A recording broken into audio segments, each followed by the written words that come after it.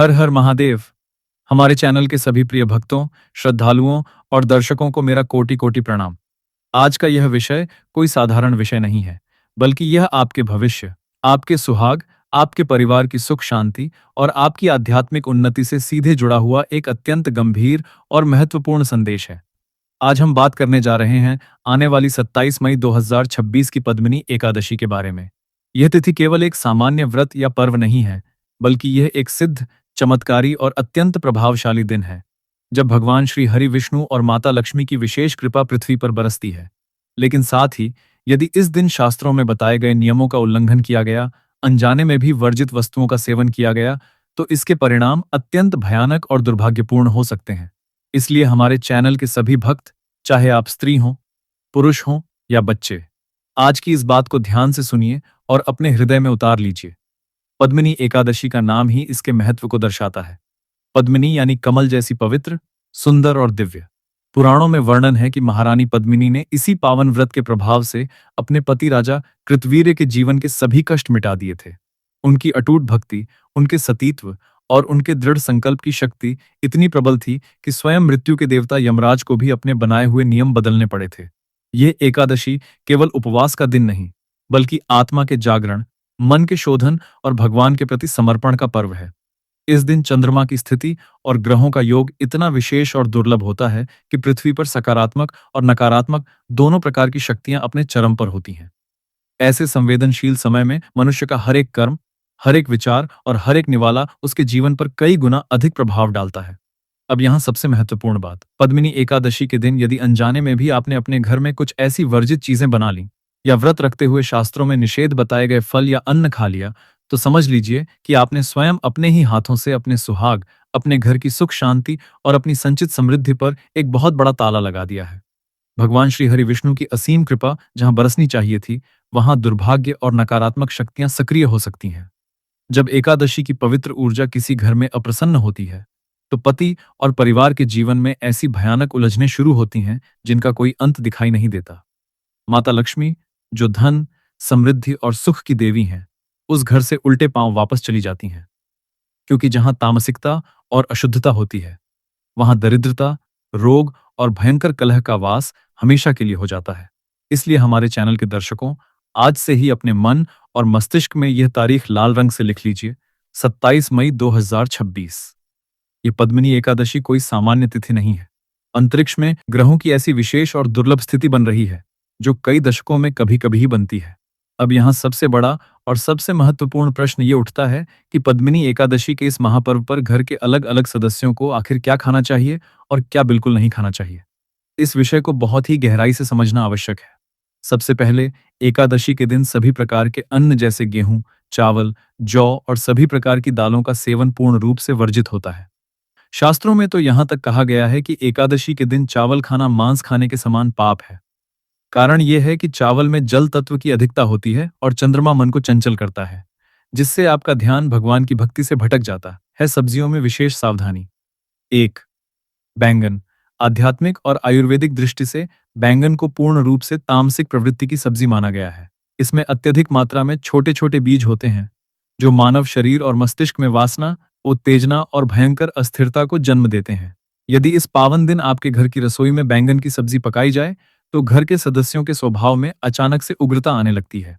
पति पत्नी के बीच बिना बात के छोटी छोटी बातों पर भयंकर तकरार और कलह बढ़ने लगता है। 2. मूली। कई प्राचीन ग्रंथों में मूली को बैंगन से भी अधिक हानिकारक और ऊर्जा को दूषित करने वाली सब्जी बताया गया है। मूली एक अत्यंत तीव्र और उग्र गंध वाली सब्जी है, जो सात्विक और दिव्य शक्तियों को तुरंत घर से बाहर धकेल देती है और नकारात्मक शक्तियों को आकर्षित करती है। 3. प्याज और लहसुन। समुद्र मंथन की कथा के अनुसार प्याज और लहसुन की उत्पत्ति राक्षसों के अंश से मानी गई है। इसलिए इनका मूल स्वभाव पूर्णतः तामसिक है। इन्हें घर में रखना भी दरिद्रता को न्योता देना है। 4. मसूर की दाल। शास्त्रों में मसूर की दाल को अत्यंत अशुद्ध और रक्त के समान माना गया है। इसका सेवन एकादशी के दिन वर्जित है। 5. मशरूम। नया और महत्वपूर्ण बिंदु। आजकल लोग मशरूम का सेवन बहुत धड़ल्ले से करने लगे हैं, लेकिन पद्मिनी एकादशी के दिन मशरूम को घर में लाना या खाना अपने पैरों पर कुल्हाड़ी मारने जैसा है। मशरूम कोई साधारण पौधा नहीं, बल्कि एक फंगस यानी कवक है। इसकी उत्पत्ति हमेशा घोर अंधकार, नमी और सड़े गले स्थानों पर होती है। यह प्रकृति की उस ऊर्जा से पनपता है जो मृत्यु और सड़ांत का प्रतीक है। पद्मिनी एकादशी का व्रत जीवन देने का और मृत्यु पर विजय प्राप्त करने का व्रत है। ऐसे में यदि आप मृत्यु की ऊर्जा से पनपने वाले मशरूम को अपने शरीर में डालते हैं तो यह सीधे तौर पर एकादशी की प्राणदायिनी ऊर्जा से टकराता है। यह मनुष्य की बुद्धि को जड़ कर देता है और घर की आध्यात्मिक शुद्धता को पूरी तरह से नष्ट कर देता है। अब सवाल उठता है कि आखिर एकादशी के दिन हमें क्या खाना चाहिए जिससे व्रत का पूरा फल मिले और भगवान विष्णु की कृपा प्राप्त हो। जो महिलाएं और पुरुष व्रत रखते हैं उनके लिए सात्विक फलाहार ही सर्वोत्तम है। आप अपने आहार में निम्नलिखित वस्तुएं शामिल कर सकते हैं। आटे के विकल्प: कुट्टू के आटे या सिंघाड़े के आटे की पूड़ियां या चीला बना सकते हैं। सिंघाड़ा जल में उत्पन्न होता है और इसे अत्यंत पवित्र माना गया है। अन्न के विकल्प: समा के चावल की खीर या खिचड़ी बना सकते हैं। समा के चावल असल में अन्न नहीं बल्कि घास के बीज होते हैं जो पूर्णतः सात्विक होते हैं। अन्य पवित्र वस्तुएं: साबूदाना, मखाना और मूंगफली का सेवन कर सकते हैं। मखाना कमल के बीज से बनता है जो माता लक्ष्मी को अत्यंत प्रिय है। इसका सेवन करने से शरीर में ऊर्जा भी बनी रहती है और मन शांत रहता है। सात्विक सब्जियां: सब्जियों में आप बिना किसी संकोच के लौकी की सब्जी, कद्दू पेठा की सब्जी या कच्चे केले की सब्जी बना सकते हैं। नमक और तेल: इन्हें बनाते समय साधारण नमक की जगह केवल सेंधा नमक का ही उपयोग करें क्योंकि ये पूर्ण रूप से शुद्ध माना जाता है और इसमें कोई रासायनिक मिलावट नहीं होती। तड़के के लिए केवल शुद्ध देसी घी का प्रयोग करें। सरसों के तेल या रिफाइंड तेल से बचें। फलाहार में आपको केवल सात्विक और हल्के फल खाने चाहिए जैसे आम, केला, सेब या नाशपाती। खरबूजे का सेवन भी इस दिन अत्यंत फलदायी है क्योंकि पद्मिनी एकादशी का व्रत भयंकर गर्मी में आता है और खरबूजा शीतलता का प्रतीक है जो शरीर की अग्नि को शांत करता है। व्रती महिलाओं का भोजन अत्यंत पवित्र और देवताओं को समर्पित होने योग्य होना चाहिए। पद्मिनी एकादशी की संपूर्ण पूजा विधि संपन्न होने के बाद व्रती महिलाओं को विशेष रूप से भगवान विष्णु का चरणामृत और तुलसी दल निगल कर ही अपना व्रत खोलना चाहिए। व्रती महिलाओं के पतियों को भी इस दिन क्या खाना चाहिए, यह समझना बहुत जरूरी है। पति को यह बात गहराई से समझनी चाहिए कि आपकी धर्मपत्नी आपके ही प्राणों की रक्षा के लिए और आपके अच्छे स्वास्थ्य के लिए कठिन तपस्या कर रही है। ऐसे में पति को उस दिन भूल कर भी मांसाहार, मदिरा या बाहर का कोई भी अशुद्ध भोजन ग्रहण नहीं करना चाहिए। पति को भी घर में बना हुआ, बिना प्याज लहसुन का शुद्ध सात्विक भोजन ही ग्रहण करना चाहिए। जब पत्नी तप कर रही होती है और पति भी सात्विक आचरण करता है तो पत्नी के व्रत का फल 100 गुना बढ़कर सीधे पति के ही भाग्य में जुड़ जाता है। घर के सभी सदस्यों को इस दिन साधारण और शुद्ध शाकाहारी भोजन ही परोसना चाहिए। जिस घर की रसोई में पद्मिनी एकादशी वाले दिन केवल सात्विक भोजन पकता है वहां यमराज का कोई भी दूत कभी अपनी नकारात्मक दृष्टि नहीं डाल पाता। पद्मिनी एकादशी से एक दिन पहले ही अपनी रसोई की बहुत अच्छी तरह से सफाई कर लें और हर कोने में गंगा जल छिड़क कर उसे पवित्र करें। कंगाली, दरिद्रता, रोग और दुर्भाग्य को अपने घर का मेहमान किसी भी कीमत पर मत बनने दीजिए। अपने घर को एक पवित्र मंदिर बनाइए, पूर्ण सात्विक भोजन पकाइए और फिर अपनी आंखों से चमत्कार देखिए कि कैसे भगवान विष्णु और माता लक्ष्मी की कृपा आपके पूरे परिवार पर अमृत बनकर बरसती है। पीपल वृक्ष का इस दिन विशेष महत्व है। पीपल का पेड़ जितना विशाल दिखता है उतनी ही गुण शक्तियों को अपने अंदर धारण करके भी रखता है। यदि आपके घर परिवार में पैसों में बरकत नहीं होती है तो इस उपाय के लिए आपको सर्वप्रथम कच्चे सूत और पीपल वृक्ष की 11 पत्तियों की आवश्यकता है। आप पीपल वृक्ष के पास जाकर 11 साफ सुथरी पत्तियां ले लें। इन पत्तियों को गंगा जल से साफ करके इन 11 पत्तियों पर आप कुमकुम या हल्दी से श्री लिखें और भगवान श्री हरि विष्णु का स्मरण करते हुए एक लाल कपड़े में बांधकर पीपल वृक्ष के नीचे बैठकर ओम नमो भगवते वासुदेवाय मंत्र का 11 बार जाप करें। फिर इस 11 पीपल वृक्ष की पत्तियों की पोटली को अगले दिन अपने घर की तिजोरी या धन रखने के स्थान पर रख लें। ऐसा करने से आपको निश्चित रूप से धन में बढ़ोतरी देखने को मिलेगी। जो लोग कई सालों से अपने दाम्पत्य जीवन में कलह देख रहे हैं उन्हें एक लोटा शुद्ध जल, थोड़ा सा कच्चा सूत और कुछ पीले पुष्प लेकर पीपल वृक्ष के पास जाना चाहिए। पीपल वृक्ष की जड़ में जल अर्पित करते समय ओम नमो भगवते वासुदेवाय मंत्र का जाप करें। इसके बाद उस कच्चे सूत को पीपल वृक्ष के तने पर लपेटते हुए 7 या 11 बार परिक्रमा करें। यदि किसी व्यक्ति का भाग्य रुक गया हो, घर में अमंगल हो रहा हो, तो उसे इस दिन पीपल वृक्ष के नीचे घी का दीपक जरूर जलाना चाहिए और पद्मिनी एकादशी की कथा सुननी चाहिए। पुराने तांत्रिक सिद्धों का मत है कि इस तिथि की सुबह स्नान करके पीपल वृक्ष की एक छोटी सी जड़ को एक शुद्ध पीले वस्त्र में बांधकर उस व्यक्ति के सिर के चारों ओर 7 बार उल्टी दिशा में घुमाने से उसके ऊपर की बुरी दृष्टि उतर जाती है। इसके बाद उस जड़ को बहते जल में प्रवाहित कर देना चाहिए। किसी व्यक्ति को अगर बार बार भय, अज्ञात छाया का अनुभव, नींद में झटका लगना या घर में अकस्मात टूट फूट जैसी घटनाएं होती हों तो उस व्यक्ति के तकिए के नीचे पीपल की जड़ का एक छोटा टुकड़ा रखा जाए और भगवान विष्णु के मंत्र का जाप कर दिया जाए, तो नकारात्मक ऊर्जाएं धीरे धीरे शांत हो जाती हैं। बहुत ही ज्यादा प्रभावशाली है ये उपाय।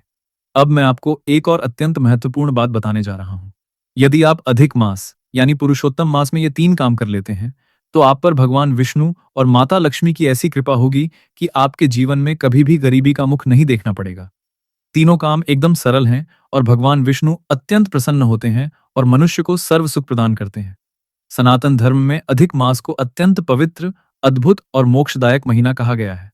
अधिक मास यानी पुरुषोत्तम मास एक ऐसा दिव्य और अलौकिक महीना है जिसकी महिमा का वर्णन स्वयं देवता भी पूर्ण रूप से नहीं कर सकते। यह महीना साधारण नहीं है। यह वह पावन समय है जब भगवान श्री हरि विष्णु की कृपा पृथ्वी पर विशेष रूप से बरसती है।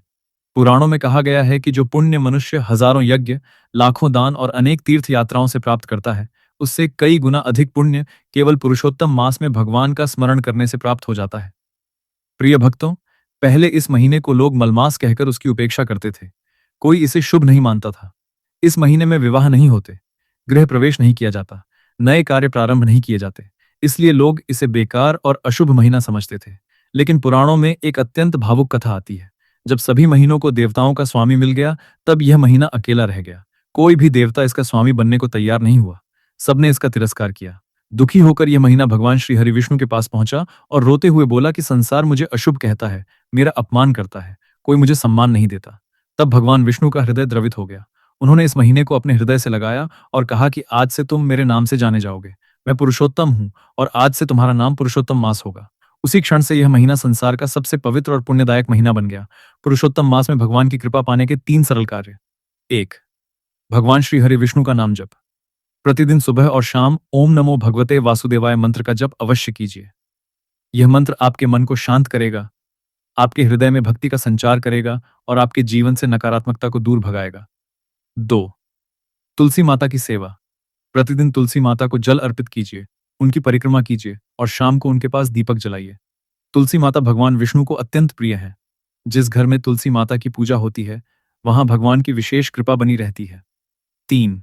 दीपदान। भगवान विष्णु के सामने श्रद्धा से दीपक जलाइए। यदि संभव हो तो तुलसी माता के पास, मंदिर में या पीपल वृक्ष के नीचे दीपदान कीजिए। कहा जाता है कि पुरुषोत्तम मास में किया गया दीपदान मनुष्य के जीवन के अंधकार को समाप्त कर देता है। दीपक केवल मिट्टी और तेल से बना एक साधारण दीप नहीं होता, बल्कि यह अंधकार से प्रकाश की ओर जाने का प्रतीक माना जाता है। जो मनुष्य इन 3 कार्यों को श्रद्धा और विश्वास के साथ करता है, भगवान विष्णु और माता लक्ष्मी उसके घर में सुख, शांति, समृद्धि और धन की वर्षा करते हैं। उसके जीवन की बाधाएं समाप्त होने लगती हैं और भगवान की कृपा उसके परिवार पर सदैव बनी रहती है।